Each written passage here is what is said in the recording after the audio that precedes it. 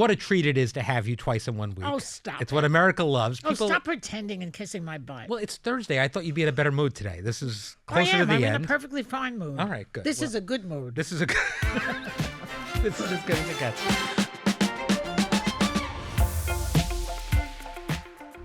I want to start by talking about this photo because, occasionally I'll have a conversation with you guys about looking at your phones too much at the table. And yesterday, I think it was in the page 6 of the New York Post, I saw a photo that I thought was going to change everything. I thought I was going to show you this photo and it was going to fix this problem once and for all.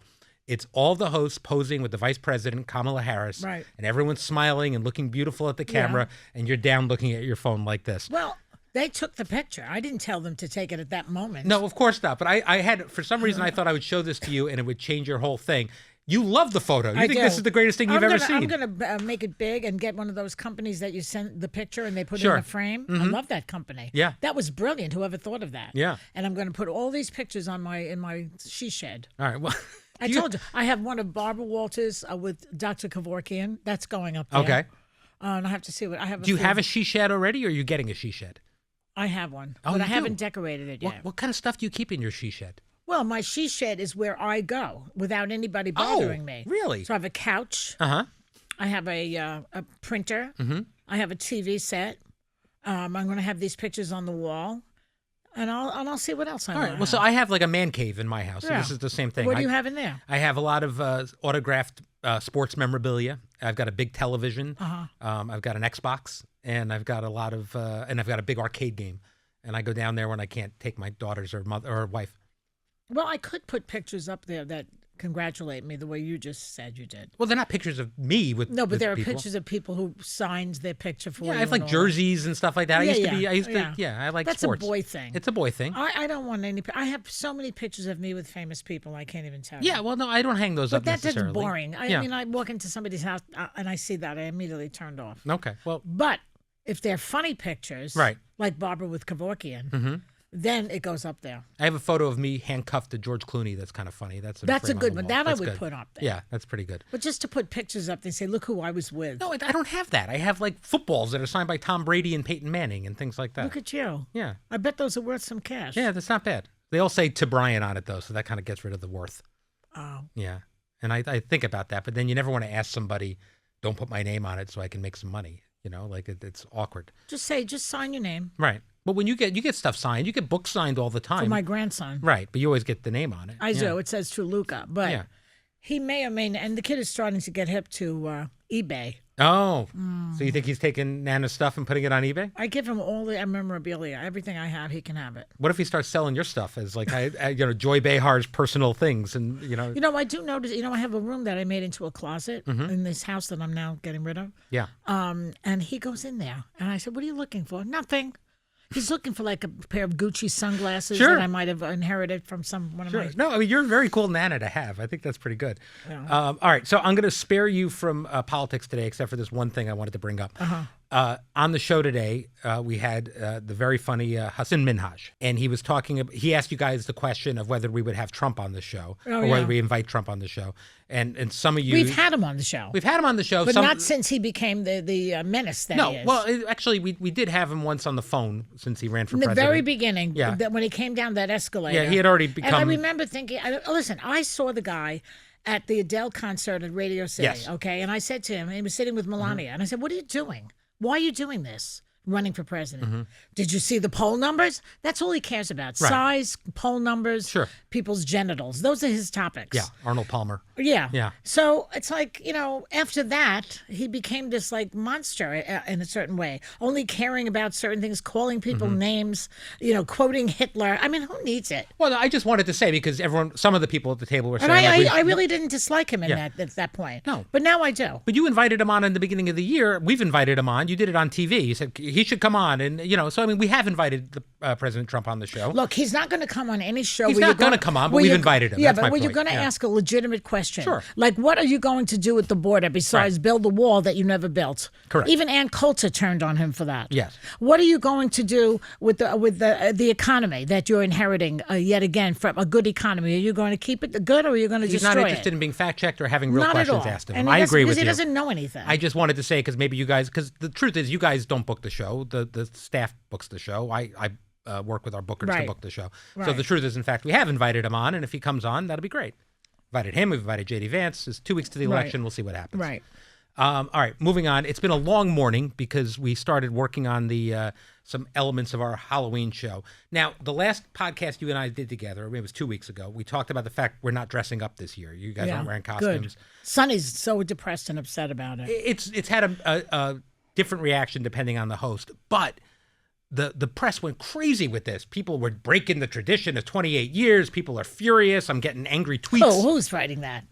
People Magazine. Andy Cohen did it on his show last night. He called us the jackhole of the day. Oh, please. I know. I'm just saying. But just for the people that care about this, because there are a lot of you and you are heard and understood. First of all, this has happened before. It's been like 4 times we haven't done costumes for you guys. There is going to be Halloween on the Halloween show. We're going to do some stuff. Right. But we're just not going to have the host dressed up. That's it. Because the show needs to be live. You can't talk hot topics. All right, this topic is boring, Frank. For you, frankly. but I'm telling you, there's like 700 articles about this thing. I'm addressing but that's it. their problem, not mine. I'm just glad I don't have to It's my get into a problem because costume. they're writing stuff about me. I don't like it. But now we spent all morning. Mr. Malicious? Mr. Malicious, yes. That would be the costume for you. So Mr. Malicious? You should come out as Mr. Malicious. I think I should. I think you're right. All right, let's get on to take on a few hot topics. If you guys, these are from the There's cutting no room end to floor. my life on this show. No, there's not. You're here forever. All right. There's a story about a woman who got dumped by her boyfriend after spending her savings to move to Texas because of her boyfriend. What do you think of people moving for a boyfriend or girlfriend? Wait a second. She moves to Texas because he moved to Texas. Yeah. Without a ring on her finger? I guess so, yeah. Dumb. Did you want to move to Texas? There's no ring. Confirmed. No ring. You know, I moved to Rhode Island when I was first married, but I was with a husband. And it was a woman's duty to follow her husband, which sounds really quaint right now. Very few women do that anymore. Right. And sometimes these days a woman has a job somewhere and he has to saddle up and move with her. So the times have changed. But I did that. And I was never so miserable in my life. Early in my marriage, there were a couple times where I almost moved to Los Angeles for work, and my wife and I were going to move, and that was it. In more recent days, when the topics come up, if I would go to L.A., Heather's been very firm about, well, you can go to L.A. and then maybe come back on the weekends and see the family. So that happens. You know, Alan Alda did that when he was doing MASH. I don't have MASH money. You know, it's hard. But he came back to Leonia, New Jersey every weekend. All right. That's a good husband. Yeah, I mean, I'm not Because she saying, was raising 3 daughters. Yeah, and they're all very happy where they are, and They were in New Jersey. They Right. had a life. All right, so what if you got a job in France? Would Steve move with you? Of course he would. What else is he going to do? Has he got to do? He's retired. All right, fine. What But if Steve, I don't want to move to France. Okay. I'd move to Italy. I might move to Italy. Well, that's why I didn't say Italy. But you know, that Georgia Maloney, Yeah, that's concerning for you, right? Yeah. you know what she's doing now? Tell me. Apparently, surrogacy is against the law in I saw Italy that. now. So if you're a gay couple, who mostly do it, and there's a story I heard from a staff member, friend of his, did a surrogacy, an Italian guy. The baby is here. He came to New York to pick up the baby. If he goes back to Italy with the baby, they're going to lock him up. What the hell are you doing, Georgia? Come on. So this is what happens. Come on. Steve has to come with you because you go to Italy. With my baby. No, to be on the Italian View and rage against Georgia every day. I don't think that I would be allowed to rage against Georgia because No. she's fascist adjacent. Yeah. All right. And Well, see? I hate to see Italy succumb to the old Mussolini days again, because that's a beautiful country, and those people enjoy their freedom. They like to say what they want to say. They like to eat what they want to eat. They like to drink and have fun. So don't be squelching the Italians. All right. Another light topic derailed. You Let's try get this me one. angry. I'm not trying to. I asked you about a girl who dumped her boyfriend and moved to Texas. I mean, what are we talking Well, about? I think she made a mistake. I understand. And now we dumped her when she's in Texas. All right, we got another one. Here we All go. right, so why doesn't she just fly back to where she was? She's got no money anymore. She used all her savings. Okay, darling, get a job as a waitress or Yes. whatever you have to get, a salesperson, whatever's easy for you to get. Right. and come back where you're supposed to be. Okay. That's my advice. All right. Thank you. And don't ever look at him again. Don't ever look at him again. All right. Another headline. A girlfriend called controlling after asking her boyfriend. Sounds like her name. A girl named Controlling. A girl named Controlling. Oh, yeah. I'd read that book. After asking her boyfriend not to wear Crocs on dates. Have you ever told... She's called Controlling Yes. because she says don't wear Don't Crocs. wear Crocs. Have you ever told Steve what to wear? Of course. Oh, often. Has Every he weighed day. in on what you're wearing? I say, is that what you're wearing? Yeah. That's like my marriage, too. You know? And then if I say to him, let's go shopping, we'll get some nice duds. Mm-hmm. I don't need anything. The same shoes for 10 years, the same pants. Yeah. You know, there's no need for anything new or delightful looking. No. Would he ever come to a sample sale with you and Sonny? Not in a million years. No. Does he ever comment on what you're wearing? No, he should. Really? Because I'm always very snazzy. Yeah. You should compliment what you're wearing. All right. Moving on. Jermaine from West Virginia. My wife and I are both teachers. Is her name Jermaine or is this germane to the conversation? Hopefully both. My wife and I are both teachers, and we are expecting our first child this month. I'd love to know your number one tip or advice you'd give to first-time parents. Get a babysitter. Yeah, I agree with that. Go move near your mother. Move into the same building if possible. Mm-hmm. And you would do whatever you want. I think, and also get away from the kid early. I think that's the thing. Right. Get Train used to them it. Yeah. to be away from To be away you. from him, yeah. Because otherwise they'll cling to your leg like my dog. You can't leave the damn dog home anymore by himself. He cries and... You want to hear my dog story from last It's night? next up on my list. but I'll go tell ahead. you what All right, happened. go Because for I'm it. not getting any sleep now. Okay, hold on. This happens to every night now. At around 2:33 in the morning, Bernie starts crying. He starts like that, whimpering. Then it becomes like, starts panting. I think it's Steve. And I'm thinking, what's he panting about? Sure. And then it's barking. And in between, we're going, Bernie, be quiet. Or Steve will go, Bernie, go to sleep. He doesn't know the words go to sleep. No. I said, he's a dog. He knows one word at a time. Right. Sit, stay, shut up. Mm-hmm. There's also a thing that you can press to stop them from barking. You know, it gives them like a sound. And that nothing is stopping this dog. Really? It's only at night? In the middle of the night. He doesn't want water. He knows where the water is. He's not hungry. He ate. He peed. He pooped. He did the whole bit. This is what I hear. Is he in the bed? In the bed. Then he wants to get. Then I put him on the ground. Doesn't matter. Then he said. Then you put him on the bed again. He's still. Okay. So now you know what the solution has been. What? Steve has to get out of the bed. Oh, wow. And go into the second bedroom, and then he goes with Steve, and he stops. Now, what is this problem here? Is that dog annoyed that I'm in the bed? The dog is jealous of the attention that you're giving Steve. What attention? I'm fast asleep. I'm comatose. I'm not getting him any attention. You're going to end up in the she shed. That's where this is going to end. No, that dog is ruling my marriage. He's ruling it. And he does it. He does it all the time now. And I don't think that we should indulge him. We waited. We waited from 2:30 in the morning till like 4:00. No, you've got to And then the dog. Steve just said, "Screw this! I'm getting up." And he went in, and then he shut up the whole night. What would happen if you put the dog out of the room and closed the door? He'll start scratching on the dog and barking on the door and barking and panting. You need a crate. I think you got to go the whole way. He's never been crate trained. I know, That's but the I'm problem. saying, yeah. So my dog gets very jealous if I embrace my wife in any way, if I put an arm around her, if the dog jumps and wants me away. Well, he's not jealous, I don't think. He thinks that you're harming her. Yeah, well, so does she. But the great thing about it is, my wife thinks it's hysterical. Yeah. So she'll go for it too. So this is the most contact I get because the dog is jealous. Well, I had another dog, Max the Humper. Yeah. No, he never met a leg he didn't enjoy. Sure. And so he, if I was in bed with the Max the Humper, and Steve was time for him to come to bed, get into the bed, growling at Steve. We've had I had basset hounds. Right. They'd go up and down the stairs in the apartment. I had 2 floors in Queens one time. It sounded like typists were coming, were typing something. All right, well, let's role play here. What do you think? Be Bernie for a second and explain to me. Be Bernie. You're in bed, and I'm Steve. What's going on? Why are you doing Why this? is she in this bed? Why is she in this bed? That's my answer. That's my But question. she's always been in the bed. Why is this a problem now? You know, I maybe I'm hearing things. So you ever think of that? Let's get off this role playing. Okay. It's not working. The dog they have that extra sensory thing where they hear, like, if there's thunder in Texas and you're in Florida, yes, they get panicky. Right. So it's something like that, I think. Okay. So and then he feels better when he's in this other room. I don't really know the room answer. Now here's the question. Here's the test. You and Steve both in the other room with the dog and see if it stops. Maybe it's the room. It's a twin bed. But maybe it's environmental is my point. You mean it might be the room? It might be in the room. No. All right. No. I think the three of you should go to the she shed and see what happens. All right. All right. We got another question. This is Tim from Coleman, Texas. Oh. When and why did you decide to become a redhead? Ooh. That's a good question. It is a good question. Yeah. I think it goes with my skin tone. It does. Sometimes you're born with the wrong hair color. I had very dark hair. Right. And also, my mother, the family, Italians, my family anyway, they always used to get blonder as they got older. Sure. Because your skin, dark hair does not help your skin when you're old. Mm-hmm. So I went for red instead of blonde because the blonde did not work for me. Okay. I have a question about Luca here from Jackie from Long Island. Uh-huh. Is there anything that your grandson Luca has taught you about pop culture that has actually stuck, that you're into, that you appreciate? No.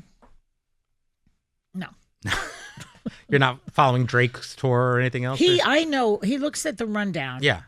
And he says, "Oh, Drake's going to be on. Get me something, Right. Nana." So I'll get him something. You know, those are confidential. You're not supposed to be showing those rundowns to people. I know. Who's I coming on send the show. it to him every day. What are you every doing? Week, I send him the rundown.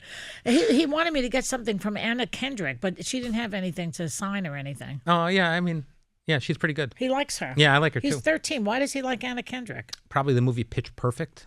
Oh, okay. Yeah, that's just a guess. But She's cute. yeah, she's very cute. I liked her. All right. A studio audience member today had a question for you. This is Brett.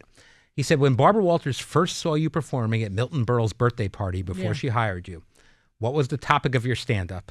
What kind of jokes were you doing in the early days of comedy, or your early days of comedy? Well, the joke that I did that really stirred her into hiring me, I think, was a joke about how men, no matter how hideous they are, can always find a woman.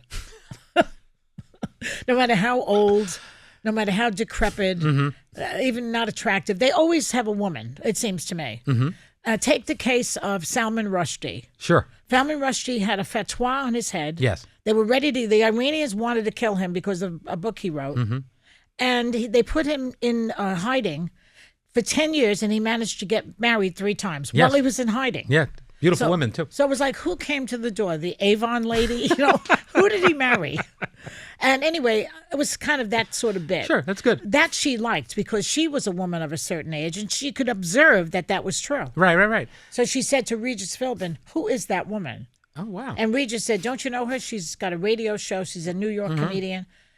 And then the next thing I knew, I was being interviewed for the job. How about that? Yeah. Pretty good. And Milton Berle's birthday party is a pretty good gig anyway. That's right. When I grew up with Milton Berle. Sure. He was Uncle Milty. I loved it. Sure. All right. We have Dottie from Toledo. I know her. No.